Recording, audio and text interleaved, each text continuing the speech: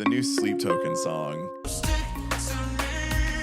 was when I started realizing, like, I feel like Sleep Token is writing songs for this record for like YouTube or TikTok reactions to them. Oh, here's my first reaction to this song. And like it keeps changing all this stuff and they keep doing weird things every section. And I'm like, it's because like fucking Nick Nocturnal is going to watch this and go, oh, and like that's what you want. Okay, the song came out 6 hours ago.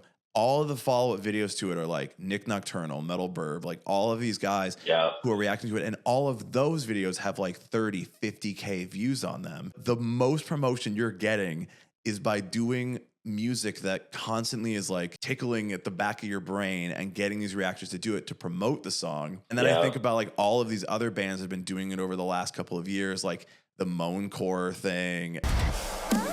Yeah, I remember that. All of these bands are kind of just doing something where they're like, this is going to blow one guy's mind on the internet. He's going to post a TikTok about it and it's going to go super viral. And then people will listen to the song. One hand is shaking the other and they're like, we have this deal worked out, guys. But like, these are at least like albums from a time when most bands are like, I wasn't thinking about SEO when I wrote this song. I wasn't thinking about SEO when I named my band. And maybe that's what makes it so good is that it wasn't written with like, all right, we need to introduce this super crazy part that's going to get the internet talking. Like we've lost a time where that wasn't on anybody's mind at all. To your point, Sleep Token kind of broke out by doing that because you remember 2 years ago when that track came out and you had that like that funky jazz thing like right at the end of the song. Everybody was like, what is this? And it has never been the same for that band since then. I'm a big fan. I love Sleep Token. Yeah, but same. I'm aware of the game, I think, now. Like the more that I do it, the more I can see clearly the game. In the same sense of like going in waves. The bands now have to do big stuff to